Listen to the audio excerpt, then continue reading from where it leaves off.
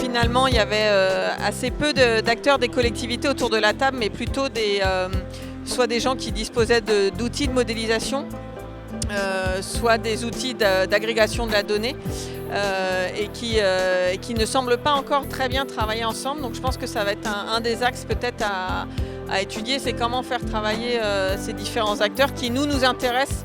Chacun nous intéresse, mais pour des raisons différentes. Donc comment réussir à exploiter le potentiel de ces sociétés et des données qu'ils utilisent. Comment aussi, moi l'interrogation que je me pose, c'est comment les aider à améliorer leurs outils à l'aide des données dont on est producteur. Voilà. Comment mieux produire de la donnée pour les accompagner dans leur développement. Ce qui a été particulièrement intéressant, c'est que cet atelier, il y avait plus d'acteurs de l'offre que de collectivités locales. Donc ça montre que le secteur est en train de prendre de l'importance, qu'il y a des sociétés qui créent des business models innovants sur un sujet qui est extrêmement classique pour les collectivités, qui est celui de l'aménagement de leur territoire.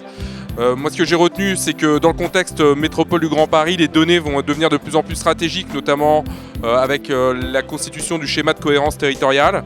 Donc il va nécessiter de mettre en cohérence différents schémas. Et donc la normalisation de la donnée et de l'emploi des données va devenir stratégique. En tout cas, on a une fenêtre de tir pour faire en sorte que ces réflexions sur l'innovation puissent être pleinement intégrées dans les schémas de programmation de la métropole.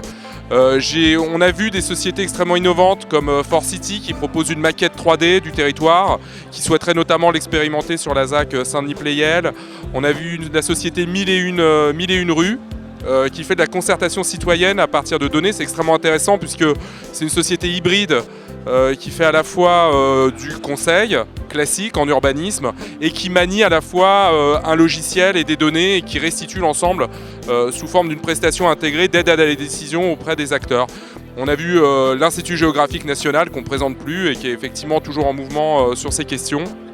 Et donc l'ensemble de ces acteurs dessine en fait le fort intérêt du privé et des différentes sociétés pour permettre aux collectivités de mieux appréhender ces dynamiques pour leur territoire.